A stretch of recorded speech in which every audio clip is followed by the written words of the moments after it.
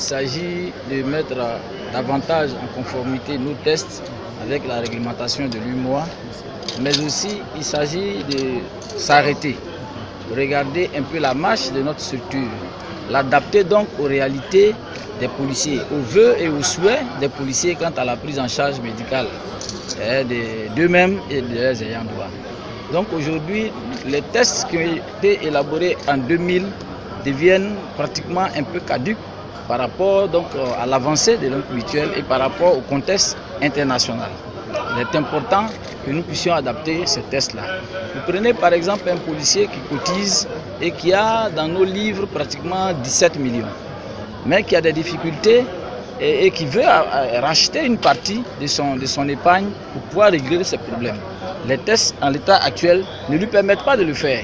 C'est difficile. Le policier est obligé encore d'aller s'endetter auprès des margouillards parce que déjà au niveau de sa banque, il a des problèmes. Donc les tests que nous avons proposés, n'est-ce pas, vont permettre de régler ce problème. Il y a aussi que, vous savez que la prise en charge médicale par une structure, n'est-ce pas, une mutuelle sociale ou une mutuelle de prévoyance, la prise en charge médicale est déficitaire. La santé elle-même dans son financement est déficitaire.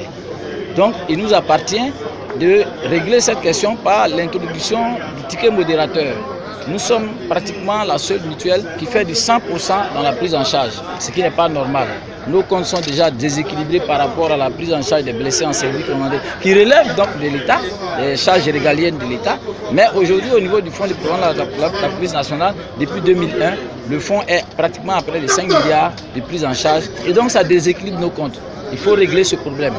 Donc nous sommes réunis pour adapter nos tests, n'est-ce pas, au contexte. Notre structure chargée de prendre les policiers en charge normalement, c'est-à-dire notre structure de santé, ne répond pas parce qu'elle n'a pas de budget.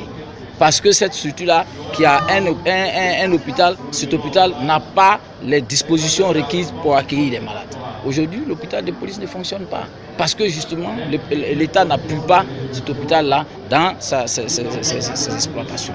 Aujourd'hui, donc, nous avons fait une demande depuis 2014 de concession des services publics. C'est-à-dire que l'État nous subventionne à hauteur d'1 milliard pour que nous puissions prendre en charge, n'est-ce pas, ce que l'État devait prendre en charge, à savoir les blessés en service commandé, les policiers malades en service, etc.